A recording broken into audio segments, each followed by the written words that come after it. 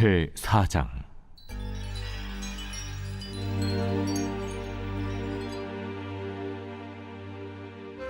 대만 사람 엘리바스가 대답하여 이르되, 누가 내게 말하면 내가 실증을 내겠느냐?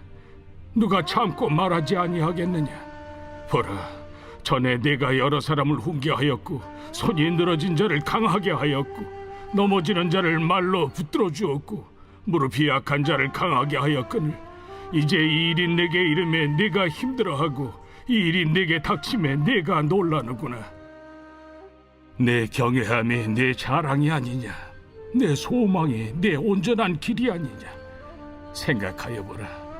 죄 없이 망한 자가 누구인가? 정직한 자의 끊어짐이 어디 있는가?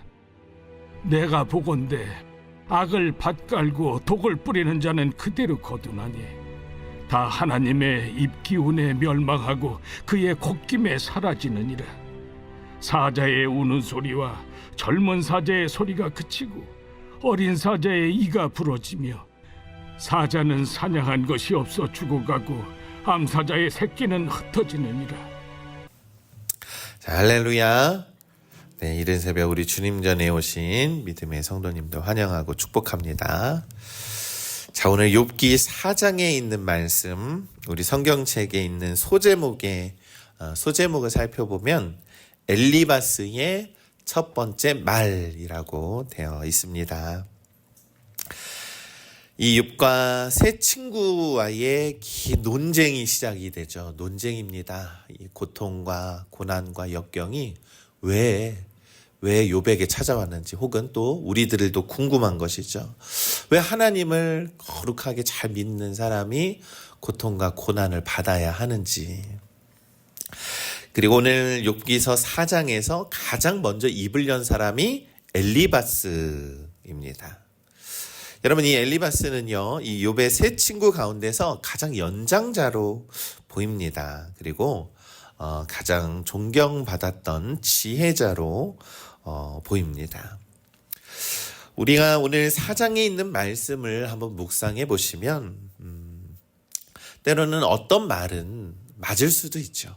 맞을 수도 있지만 또 동시에 다르게 생각이 들 수도 있는 부분도 있습니다. 또 틀릴 수도 있는 것이고요. 물론 우리는 주장을 마음껏 할 수 있죠. 우리의 생각과 우리의 가치관에 따라서 이 원인은 이럴 것이야 라고 판단할 수도 있습니다. 그런데 문제는 그가 가지고 있는 어떤 신학이 아니라 그것을 어떻게 적용하느냐에 따라서 많은 것들이 달라지기 마련이에요. 그는 하나님에 대한 많은 진리를 알고 있지만 이 고난받는 욥에게는 그 진리를 잘못 적용한다라는 것이죠. 여러분, 오늘날 우리의 신앙도 마찬가지입니다. 옳은 말씀을 하면서도 하나님의 마음을 우리가 잃어버릴 수 있어요. 그러니까 우리는 내가 판단하고 내 생각이 옳고 옳은 것일 수 있죠. 그러나 하나님의 기준에서는 다를 수 있다라고 하는 그러한 생각과 마음까지도 우리가 깊이 묵상해 보아야 한다라는 것이죠. 자, 우리가 이 내용을 좀 더 살펴보면, 자, 1절에 있는 말씀입니다. 2절에 있는 말씀입니다. 우리 합독해 봅니다. 누가 내게 말하면 아니하겠느냐. 자, 누가 내게 말하면 이라고 말씀을 하죠. 그는 예의를 갖추고 얘기를 합니다. 이 누가 내게 말하면 이라는 이 뜻은요, 예의를 갖추고 너의 모습은 이러이러하지 않았느냐라고 하는 어떠한 예의와 존중의 시작이었다라는 거예요. 그러면서 우리가 5절까지 합독을 했는데, 너는 여러 사람을 교훈했던 참 좋은 사람이지 않았느냐, 또 약한 자를 강하게 했던 그러한 지혜로운 사람 아니었느냐, 넘어진 자를 붙들어 주었던 그러한 사람이 아니었느냐라고 말씀하는 것이죠. 여기서 붙들다라는 것은요, 이제 다시 일으켜 세워주다라고 하는 겁니다. 이 여기까지의 이 말씀은 바로 이 욥이 그러한 사람이었다. 너는 참 지혜롭고 너는 참 의로운 사람이었다라는 것을 다시 한번 상기시켜 주는 것이죠. 욥은 단순한 부자가 아니었습니다. 욥이 어떻게 살아왔는지에 대해서는 이 친구들이 평판하는 것을 통해서 분명히 알 수 있는 것이죠. 욥은 가난한 자들을 외면하지도 않았어요. 그리고 상처 입은 자들을 회복시키는 사람이었습니다. 지혜가 필요하고 마음이 무너진 사람들이 있었으면 욥은 그 사람들에게 용기를 줄 수 있는 사람이었습니다.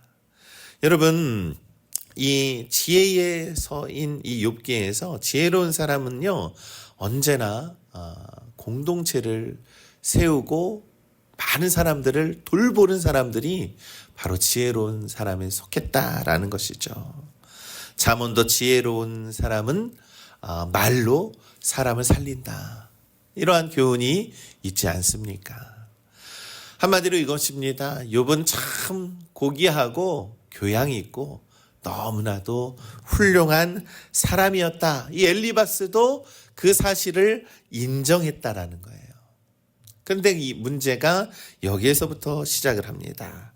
이 5절의 말씀에 이 일이 내게 이름에, 이 고난이 너에게 임했음에 내가 힘들어하고 이 일이 내게 닥침에 내가 놀라는구나 라고 말을 하죠. 여기에는 비판이 숨어져 있다라는 거예요. 남들에게는 잘 가르치고 남들에게는 그렇게 잘 베풀고 말도 잘하고 그렇게 고귀했던 사람이 정작 왜 너의 그 고통은 견디지 못하고 있는 것이냐라는 것이죠. 여러분, 이 질문 굉장히 깊이 있는 질문이에요. 우리도요, 믿음이 있는 분들이 대부분 위로를 하지만 믿음이 있으니까 어떻게든 견뎌야 하지 않겠어? 라고 하는 그런 말 한마디. 여러분, 때로는요 진리보다 중요한 것은 그 사람에 대한 상황과 공감이 너무나도 필요하다는 거예요. 그래서 오늘 성경은 그것을 교훈하고 있는 겁니다. 때로는 옳은 말을 하면서도 맞는 말이죠. 맞는 말이지만 하나님의 마음을 잃어버릴 수 있다라는 거예요. 여러분, 이 사실을 말하는 것처럼 보이지만, 이 엘리바스도 그 사실을 말하는 것처럼 보이지만, 고통받는 사람에게는 이러한 말 한마디가 어떻게 느껴지겠습니까? 때로는 굉장히 서운하고 마음 아픈 말로 들린다라는 거예요. 여러분, 진실한, 진짜 옳다라고 하는 말이 언제나 다 옳은 말은 아니라는 겁니다. 진리는요, 하나님의 사랑과 함께 전해질 때에 생명이 있는 거예요. 여러분, 오늘날 우리의 신앙과 믿음을 다시 한번 깊이 돌아봅니다. 하나님의 말씀은 옳은 말씀이죠. 바른 말씀이죠. 그러나 하나님의 그 말씀을 하나님의 사랑과 함께 전해질 때에 생명력이 있는 것이다 라는 사실을 우리가 다시 한번 깊이 묵상해 봐야 합니다. 여러분, 오늘날 우리의 말과 위로가 단지 누군가를 가르치고자 하려고 하는 것, 우리의 말과 위로가 단지 누군가를 깨우치게 하려고 하는 것 이전에 하나님의 사랑의 본질이 담겨 있느냐 없느냐에 대해서 우리는 다시 한번 깊이 묵상을 해봐야 합니다. 이 엘리바스의 신학은 이런 의미에서 절반만 맞는 거예요. 자, 6절부터 엘리바스의 신학을 이렇게 고백을 합니다. 자, 6절에 있는 말씀 한번 합독합니다. 내 경외함이 내 자랑이 아니냐, 한 길이 아니냐. 그리고서 7절은 이렇게 얘기하죠. 생각하여 보라, 죄 없이 망한 자가 누구인가? 정직한 자의 끊어짐이 어디 있는가? 이게 바로 엘리바스가 가지고 있었던 신학이라는 겁니다. 이것은 바로 이 구약 성경에서 보응신학이라고 부르는 그런 사상인 거예요. 원인이 있기 때문에 결과가 있는 것이다. 네가 기도를 했기 때문에 복을 받은 것이다. 네가 죄를 지었기 때문에 벌을 받은 것이다 라고 하는 것이죠. 여러분, 신명기와 잠언에서도 이러한 원리가 많이 나타납니다. 하나님을 순종하는 자는 복을 받고 악을 행하는 자는 심판을 받는다. 이 원리는 원칙적으로 맞습니다. 그러나 엘리바스의 문제는요, 이 원리를 모든 경우에 기계적으로 적용한다라는 거예요. 여러분, 율법으로 얼마나 많은 이 신약 성경에서도 여러분 율법주의자들의 그 미련한 것 같이 아주 고집스러운 그 율법을 지키고자 하는 것, 제가 예화로도 많이 설명하지 않았습니까? 안식일에 이 바지가 찢어진 문제를 가지고 몇 년을 논쟁을 합니까? 여러분, 엘리바스의 문제도 이와 같다라는 거예요. 그 원리를 모든 경우에 기계적으로 적용하는 것. 우리는 때로는 하나님의 말씀의 기준을 가지고 사람을 재단하죠. 욥이 고난을 받았으니 반드시 너에게는 숨겨진 죄가 있었던 거야 라고 엘리바스는 그렇게 생각을 했다라는 겁니다. 그러나 여러분, 성경에서 우리가 욥기 1장 1절에서 욥의 믿음에 대해서 가장 먼저 기록하지 않습니까? 여러분, 욥은요 온전하고 정직하고 진실한 믿음을 가진 사람이었어요. 욥은 죄 때문에 고난을 받는 것이 아니라는 것을 성경 욥기서 1장은 벌써 밝히고 있지 않습니까? 그러나 엘리바스는 하나님의 뜻도 모르면서 자기의 신학을 마치 하나님의 뜻인 것처럼 말을 한다라는 것이죠. 여러분, 오늘날 우리도 조심해야 하는 신앙의 태도예요. 고난당하는 사람에게 죄가 있어서 그렇다, 믿음이 부족해서 그렇다, 기도를 안 해서 그렇다라고 하는 말은 하나님의 뜻을 대신하는 말이 되는 것처럼 마치 얘기를 한다면, 여러분, 우리는 하나님의 그 깊으신 뜻과 진리를 우리가 잘못 해석하고 있다. 바로 그게 바로 교만이라는 거예요. 그게 영적인 교만이라는 겁니다. 우리가 하나님의 뜻 앞에서, 하나님의 진리 앞에서 우리의 판단과 생각으로 많은 사람들을 재단하고 있다면, 여러분, 그것은 건강한 신앙과 신학이 아니라는 것을 다시 한번 우리 성경에서 가르쳐주고 있는 겁니다. 우리 믿음의 성도 여러분, 우리는 이 신약 성경에서 말씀하는 이 예수님의 모습을 다시 한번 생각을 합니다. 예수님은요, 정죄하는 것보다 회복을 우선시 여겼어요. 생명을 더욱더 중요시 여겼습니다. 자, 그러면서 우리 8절부터 우리 11절에 있는 말씀은 이 엘리바스가 결국 악인들은, 죄 있는 사람들은 심판을 받는 건 아니겠느냐라고 주장하고 있는 내용이에요. 자, 우리 8절에 있는 말씀 한번 우리 합독해 봅니다. 내가 보건대 그대로 거두나니, 이렇게 얘기합니다. 이 권성지각이죠. 인과응보죠. 너가 이렇게 고난을 받는 것은 결국 너의 죄 때문에 아니겠느냐. 내용 자체는 틀린 말이 아닙니다. 그렇지 않습니까? 하나님은 반드시 악을 심판하시죠. 그러나 지금 욥은 악인이 아니라는 거예요. 그래서 맞는 진리도 잘못된 사람에게 적용이 되면 이처럼 상처가 되는 것이죠. 여러분, 이 복음서는 이 엘리바스와 예수 그리스도의 차이를 분명하게 보여줍니다. 요한복음 8장에서 가늠하다 붙잡힌 여인이 있었죠. 그런데 그 예수님은 사람들이 그 가늠하다 현장에서 붙잡힌 그 여인을 예수님 앞으로 끌고 왔죠. 율법대로라면 돌에 맞아 죽어야 했습니다. 그러나 어떻게 됐습니까? 예수님은 많은 사람들을 돌려보내고 그 여인을 품어주었죠. 더 이상 죄를 짓지 말아라. 그 여인의 생명을 살렸다라는 거예요. 여러분, 엘리바스라면 아마 죄의 결과를 받는 것이다 라고 말했을 것입니다. 그러나 예수님은 내가 너를 정죄하지 않으니 나도 너를 정죄하지 아니한다.